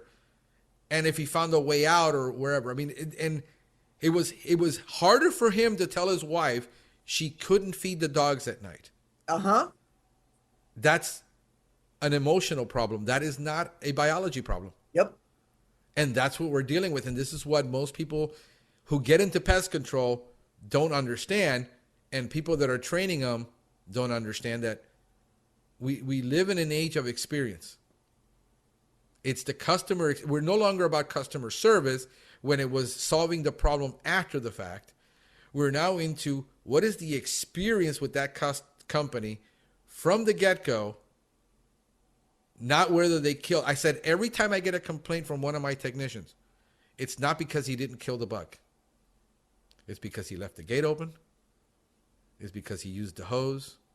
We do not get any complaints for bugs. These are all things that had nothing. I said, you see, every time I tell you it had nothing, why are you rushing? Why aren't you taking the time? You know, the customer starts talking to them and then yapping, and he's introverted. And he doesn't know how to deal with a customer that follows him all over the house and talks to him. I mean, these are all issues that we're not training for. And it's got to be part of the training process. No, we talk about that because I say, even when we do our school IPM training, we have a line in the rules that says something about pesticide complaints. And I always say that, you know, make sure that your pest control people understand that if somebody's following them around, they let you, the coordinator, know. Because for some reason, they're doing that. Now, granted, it could be just simple curiosity because that's my mom. Yep. Or, you know, it's they're looking over your shoulder because they're afraid you're going to do something wrong. But whatever it is, you can engage them. Hey, this is what I'm doing. Because once you start telling them what you're doing, then they kind of like, okay, whatever. Got to go. Bye. Yeah. Once I get through my IPM course with that client, he doesn't want to know any more about bugs. Nope. He's like, yeah, all right, you got it covered. See you later. Got to go. Yep. And it's part about having a process every single time that you just repeat every single time with everybody. And some people are, you know, I got all kinds of people that don't want anything to know about what I'm doing. And I still have to tell them. You know, I put that monitor because I got cleaning ladies who will throw out my monitors. Yes. Oh, yes. You know, and they'll throw out my little stations, and they found it on the counter, and what is this? They just throw out my, you know, and the lady of the house and the owner have no clue what the cleaning lady's doing. So I got to communicate with everybody. Like, I've got these monitors under the stove and underneath here. When she cleans, leave it there. Do not throw it out. So it 90% of what we do is communication. The pest stuff is like the super easy stuff. Yep. It is. I mean, it's what we do. It's kind of hard, but once you learn it, it's like it's not that hard. When you master the basics, and that's where I focus on is getting people just to master the basic principles. If you can master the basics, yep, you're going to be okay. Not to get overwhelmed. So it's just, we got so much work to do that it does become overwhelming. So the way I figured is I just carry 3 phones with me and record everything I think and I come across because we've got somebody like you out there doing that. Because I keep saying we need the next generation to come up after us and they need to do it bigger and better and louder because... Yeah. Well, I'm trying to encourage the next generation because I am probably closer to your age than you think. I think we're contemporaries. Yeah, I think we and one of the things that I've been talking forever, I figure I'm either going to shame you into action or goad you into action. I'm like an electric cattle prod for most people. If you're in Texas, you know what that is. Yes. You know, where I want, but I've been talking about bringing this into the public schools where we're talking to students about IPM. Dude, I've wanted that one for a long time. And I'm like, yeah, well, that one's like the Don Quixote. Yeah. I'm talking about that because I do training for the county. I teach at the extension service. I deal with the agents. And I'm like, why can't we you got a 4-H program and you work for the same county and we can't somehow get this into the public school that you work for? I'm trying to scratch my head on that one, but Yeah, I can tell you my backstory, and it has to do all with the education system. right. Yeah. I mean, it's just, I, oh, I come up with these ideas, and then I'm like, well, yeah, Right. three more of me Yeah. and a lot of volunteers. Maybe we could get something, but I'm thoroughly convinced that's if recycling is where it got started and water conservation got started when we were kids in school. Where do you think this all needs to start? Yeah. Where are kids hanging out today, by the way? Probably in front of their computer screens. Yep. That's where we need to be. Yeah. When kids are on TikTok, people are like, "You're going to create videos for kids?" I said, "Yeah, because they're going to tell their parents and they're going to tell their grandparents." Yep. If you really want to influence, you got to be where they are, and you got to get over that's for kids, because now you can learn anything on anything. Oh, well, yeah. So if I want to influence, I got to be where people are. Are they on Twitter? I would be on Twitter. If they're on LinkedIn, I'll be on LinkedIn. If they're on Facebook, if they're on YouTube, I don't care. You got to get past yourself, I guess. And then Well, yeah, and I mean that's it. I mean, that's why I'm talking about all this, because I said, if I can influence a couple hundred people, I don't need 1,000. I just say one. I'm Yeah. always happy if I can get one to convert. Yep. And not only that, but if we can influence somebody, 100 people that can influence. Yep. We got plenty of brains. I mean, I've seen every 3 of the videos that Bobby Corrigan has out publicly. I like to see 500 of them out. I like to see Denny Miller stuff out. I'm trying to get her on the show, so if you talk to her, I already reached out to her. She told me she would. I just think I need to prod her a little bit more. Yeah, you got to just gig her on Facebook. Yep. She follows me. She knows what I think. Yeah. I love the stuff she puts out. I mean, I'm a big fan. I'm a big fan of all the university people, because they've done the research. They've done the work. The problem is nobody's reading it. And I think, to me, like, it's sitting in a library nobody's going to read. And that's why I like to see it out there.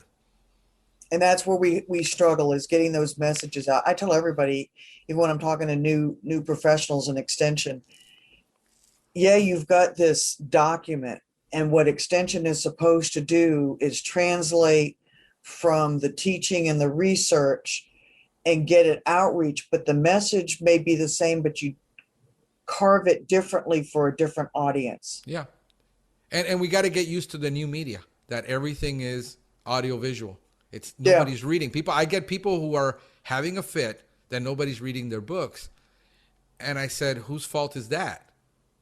I said, you're blaming people for not, it's the buggy whip guy complaining that nobody wants to buy buggy whips anymore.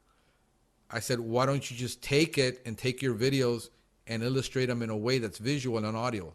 That's why I listen. That's why I have 250 audiobooks, because I don't read. I listen. Now, I read technical material. I'm funny because I can't read entertainment material. It bores me to death to read a book. A business book, I like going to conferences and lectures, so I will listen. I'm audible, but I'm also visual. When it comes to the technical stuff, I can devour 200-page PhD dissertations like nothing, because I like going to technical material.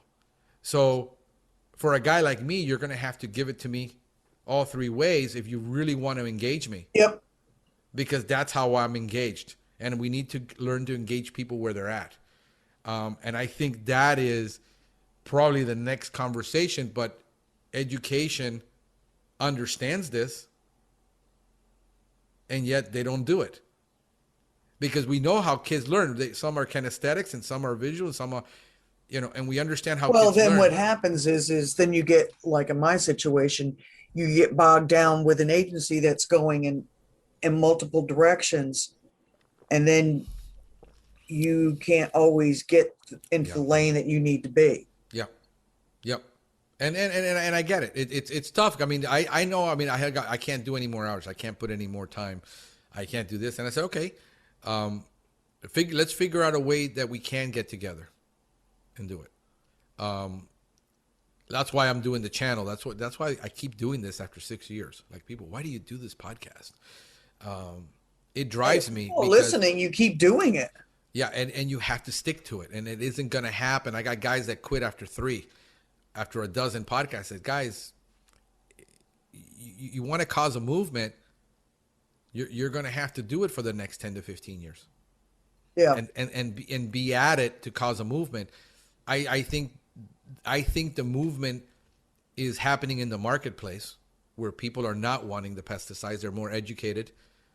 They're not wanting it. The manufacturers don't want to hear that, because we have to sell less. This is why there's a lot of reconciliation in the industry. I get it. But the reality is, people want natural, people want organic, people want less. Mm-hmm. And we got to figure out how we're going to give it to them. That's where the challenge is, because nobody wants to work themselves out of work. This is why we've got all of a sudden the sale of Bayer happening, of their pest control division. Why Syngenta sold, why all of the pest control companies are merging. Yeah. A whole shift is happening in the industry. A lot of people just don't want to change because they're the baseboard jockey and they don't want to hear it. Well, and change is always, it's painful. Doesn't matter what it is. Change can be scary for a lot of people. Yeah. The truth of reality is, change happens no matter what. You cannot live through life without changing. Yep. And the more you fight it, the harder it is.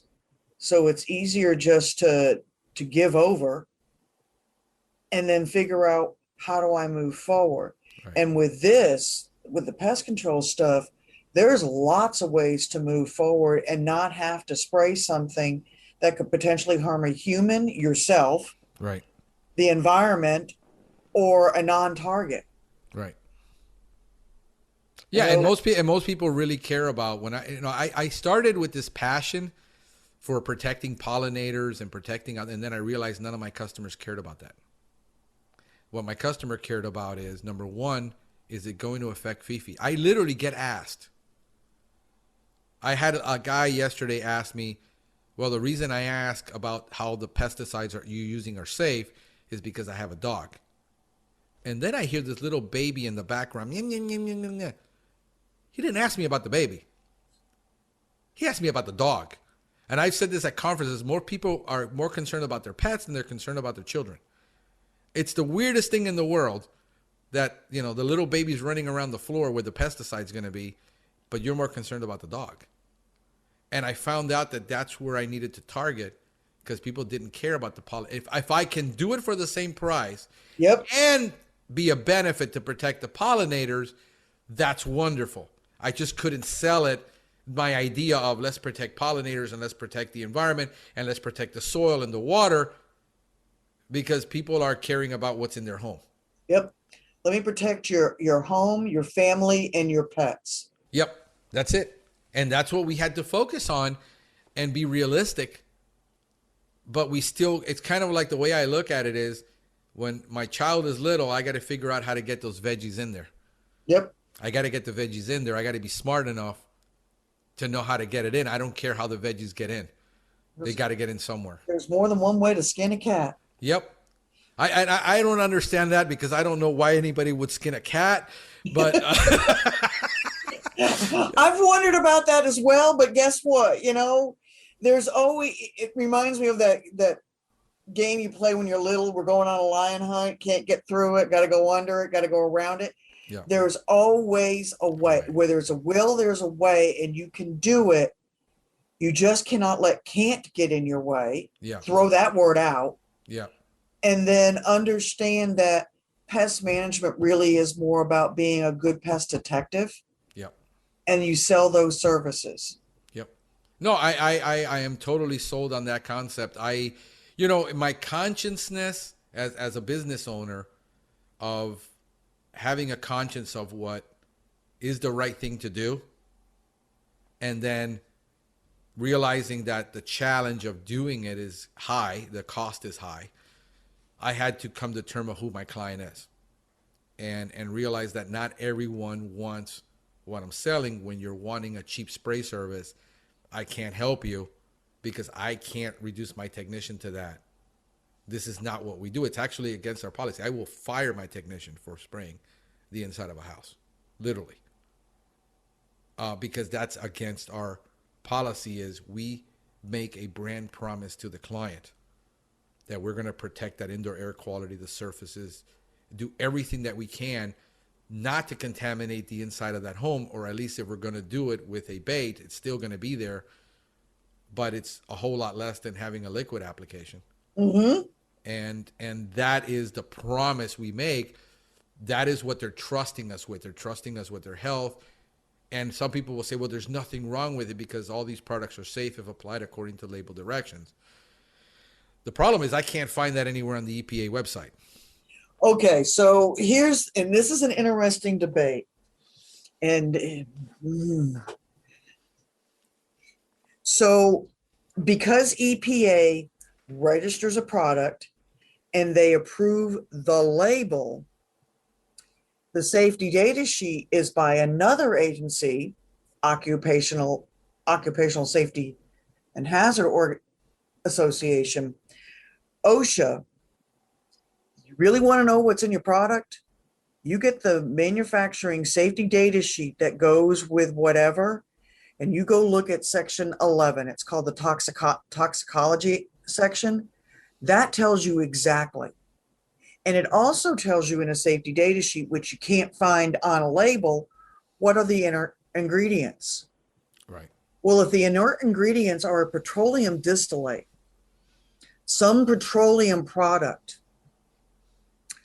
we learned a long time ago that petroleum is carcinogenic. So yes, the active ingredient may not be. Right. But if you put it together with this and mix it and make it thus, yes. But this is where, again, that was just those organophosphates. Well, what were pyrethroids?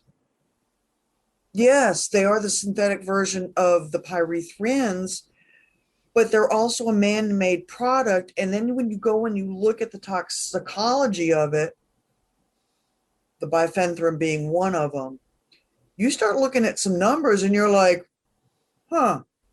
Now, I spray this product on the exterior perimeter. I roll my sleeves up. I don't wear gloves. And I do that at least 5 times a day, 5 days a week. But I don't share that information with anybody. And my employer doesn't really hammer home the fact about a safety data sheet. I just had that conversation online, and I when I put stuff out there, I'm usually pretty intentional about and I had the whole debate, and I'll let you go back to your thought on that, because everybody tells me that the safety data sheet is only for when there's an accident, for a spill, that you don't need it, and I'm going to go even further than that, but I'm going to go ahead and let you finish your thought on that. Go ahead. Well, because you just brought up, again, a common misperception. Yep. The time to read the safety data sheet is not when you have spilt it on your body and you're supposed to be going, well, now what do I do with all this? Right. No, it is no different, but I can tell you again, we don't do it. I buy a product off the shelf. I go and I buy brand X Tylenol. Do I read the label? No, it's just Tylenol. I know what Tylenol does. I just need to know how many I need to take. It doesn't matter. I can do this. And yet, I'm a pest management professional, and this is where I get frustrated. Most of the products are considered general use. They're a general use household product. Therefore, I don't have to do extra training. Or therefore, under worker protection in the ag world, the only products I really need to train over are restricted use stuff. Bull hockey. I call everybody's bluff. No. Since the 80s, we have had this Right to Know Act, and Hazard Communication Act, and it has been around since I remember having to learn about liquid paper. Right. I remember the original trainings on that and the horrible videos we used to watch. But everything, including hand sanitizer, disinfecting wipes, all of those registered pesticides come with a safety data sheet. And you should know both documents. And if you're training your employees in pest management, Yeah. by golly, by jeebers, they need to know a label and a safety data sheet.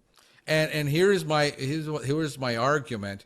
I said, when I read a label, it says it is a violation of federal law to use this product inconsistent with its labeling. It does not say label. Yes, labeling, and labeling is different than a label. But it says, the law says that I have to use it consistent with the labeling, not with the label. And most people say, well, no, that's the label. And when you look at the EPA website, that's not so. Yep. As a professional, you're supposed to read both. Yep. In order to comply, says, well, there's no compliance for an application on the SDS. And I say, well, I've proven many SDSs that actually require you to wear a NIOSH respirator when the label doesn't. You know, and COVID really kind of brought it up. Safety first. Prior to COVID, me talking to folks about a face mask, blah, blah, blah, blah, blah, blah, blah, blah, blah. People are now associating, wait a second, because I tell everybody, if you can smell it, FYI, you're breathing it in. So if you're spraying something, I don't care what it is, it can aerosolize, and you don't know your body. We know a lot of things, but we still do not have a litmus test that I can go spit in a cup, you dip something in and it comes out, and you stick it in something else and it says, oh, well, these are all the things you're going to have a problem with within your life. Right. We don't have that. Therefore, what we have learned, because asbestos, I always use asbestos a lot in my trainings. When my grandparents were growing up and when they were building houses back then, and this went up until almost the 50s and 60s, you could touch asbestos and you could be dressed like we are, short sleeve shirt, pants, shoes with some socks.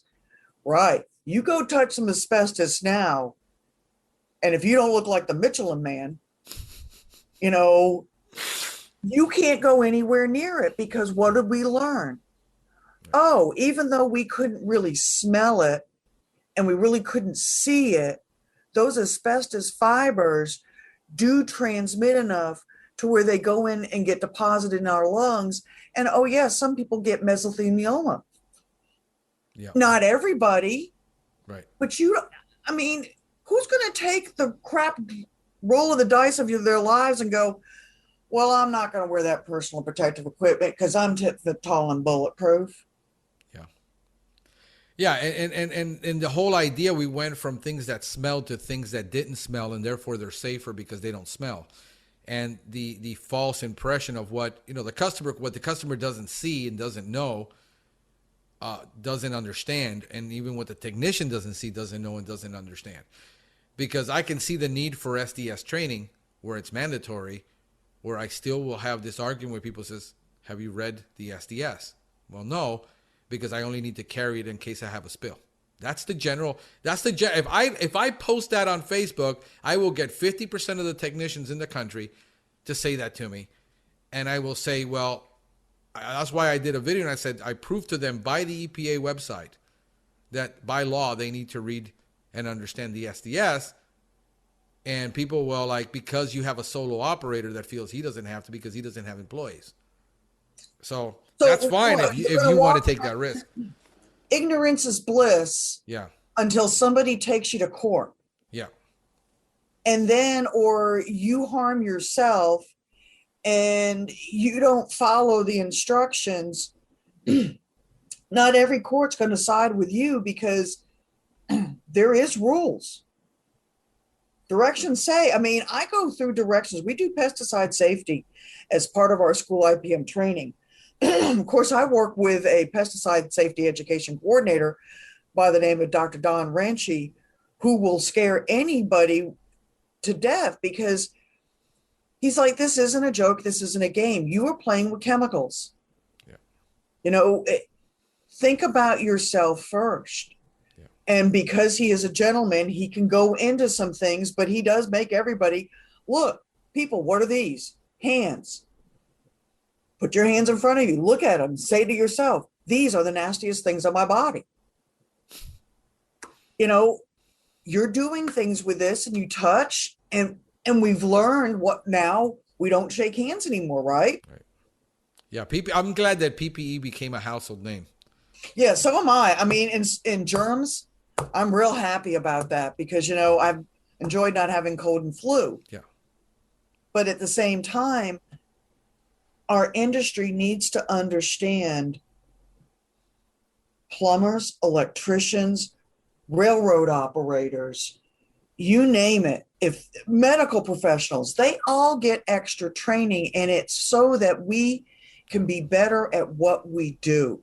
Right. And if you don't strive to be the best that you can be, why? Why not? Right. Because you can. Yeah. No, I give it my best. It's just some days are better than others. Yeah, I know. No, I mean, one of the things that burns me up as a professional, I've been in this now 14 years, and I've taken just about any class that's been available to me, paid to take, online, in person, it doesn't matter. I've never been in a CEU where they taught core, where they taught the label, and they taught the SDS. And all of them have been taught by a manufacturer's rep who glossed over and says, well, you just need to have it here. You need to carry it with you. But nobody's ever gotten into we go into the label and we get into what the 10 parts of the label that we have to know. And that's been taught to death. And then we talk about where this is how you would apply this product in this situation. This is where I've had the beef, where industry training, where people are having this argument about the SDS when we have all the information available, because it's glossed over and it's made to be sound like it's not important at all, really. So if I told you I was doing a webinar on April the 8th on that specific topic, why it's important to understand pesticide labels and safety data sheets, you're telling me I'm going down the right road? I think you are. I think we're going to poke a lot of bears. Well, that's what I'm being asked by the National Pesticide Safety Education Center to help them do this because, and this really started the bear poking. I mean, beforehand, yeah. But with COVID, not only am I poking a bear, I'm stirring the pot because, again, kiddos shouldn't be using wipes to wipe down deaths. What part of keep out of reach of children? Right. Don't you understand? I mean, we've got products out there that I know last year when we were doing this and schools were reopening, watching a lot of my school folks looking at, they looked at the label and then they went and opened the safety data sheet and they were like, oh. It will give you nightmares. I mean, and that's when, the conversation, and me just kept bringing it up because we do have this National School IPM work group that I belong to. And this was one of those topics. And sometimes when you scream the loudest, they just come back at you and say, fine, guess what you're going to get to cover? All right, I'll take on labels. And right.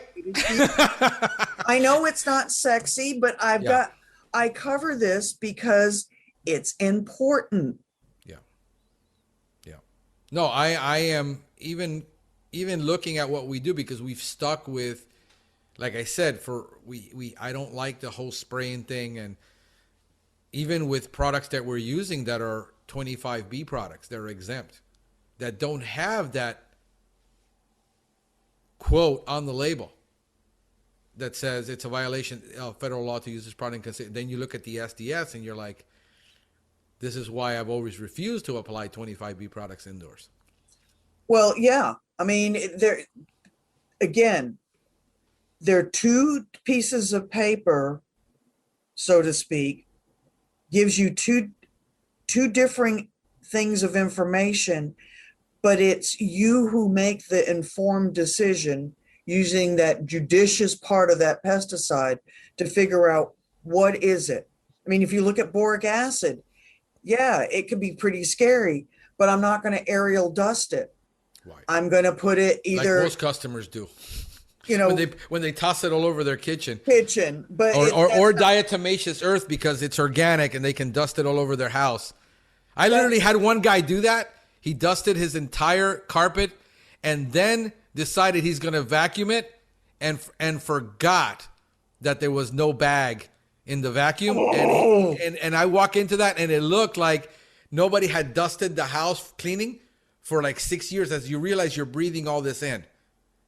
And he says, yeah, I know. I says, you need to hire a company to come in and clean this. I put on a respirator when I went in there to do a flea job because he had put DEO. He had exceeded the limit, the label limit. Not only that, but then when he turned on the vacuum cleaner, he created a dust bowl inside the house that circulated it everywhere. So, and then when we start talking about how pesticides attach themselves to dust, pyrethroids attach themselves to dust, and people have sealed homes and all of this stuff. I mean, I got footage of stuff that I've seen that would make most people cringe. And here being in Miami, the whole Hispanic culture of going, because you still, you're probably familiar with it because of you're in Texas, where you go into a home and you use a thermal fogger in a home and it's perfectly okay. In Central and South America, most people would cringe at seeing that, but this is a normal occurrence for them in undeveloped countries to just fog everything. And what's the problem? And on top of that, you're using petroleum distillates when you're using thermal foggers. And we could just, so when I'm talking to my clients who are, we're 65% Hispanic down here, they're not getting this. It's not registering why we don't do this, why we don't, I need you to come and fumigate, why we don't spray, why we protect the indoor air quality, why we don't want their kids' paws all over this or their dog's paws. But they don't read what I read. And then people say, well, that's just put out by a university because they've got an agenda. I get it.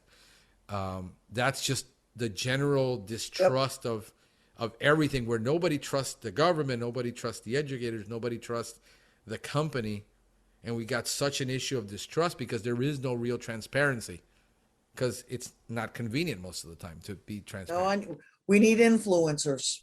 Yep. And I think this is where this is vital, that I just need 100 of you to come on and talk about this, the real science behind what we do, and how we get it done.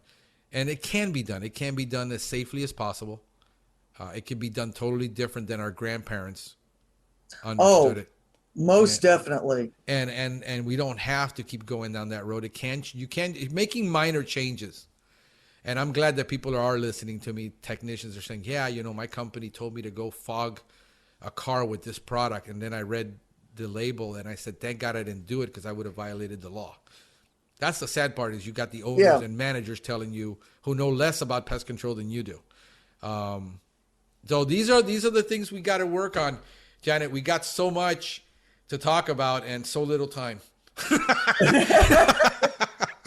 But no, I really do appreciate you being on and sharing and having this conversation. What do you want to leave the people with that they should know, and we can close it there? That you can achieve success. No, it doesn't happen overnight. So the old saying is, Rome wasn't conquered in a day. Neither will pest control. Right. Be patient, be thorough, be positive. Thank you. And have a good day. And have a pestacular day. Yes. Yeah. Thank you so much for being on. If people want to get a hold of you, how can they reach you or know more Um, about you? like I said, I'm very easy to find on Google, but you can reach me out at let's see, my easiest one probably, well, Janet Hurley on Twitter. I'm Janet D. Hurley on Twitter. The work address is ja-hurley@tamu.edu. That's the email. And like I said, you can find me everywhere. IPM Experience House, School IPM in Texas. Just Google Janet Hurley, Texas. And I'm told by my own family, I pop up. Great deal. It's been great having you on. Thank you so much. Thank you. Take care, Frank. All right, ma'am. Have a great day. Bye-bye. Bye-bye. Thank you for listening to the DIY Pest Control Podcast. Please remember that although Franklin Hernandez is a certified and licensed pest control operator in the state of Florida, the content of this podcast is for informational purposes only. You should consult your local and state government or cooperative extension service before performing any pest control service. Remember to always read and follow label directions because the label is the law.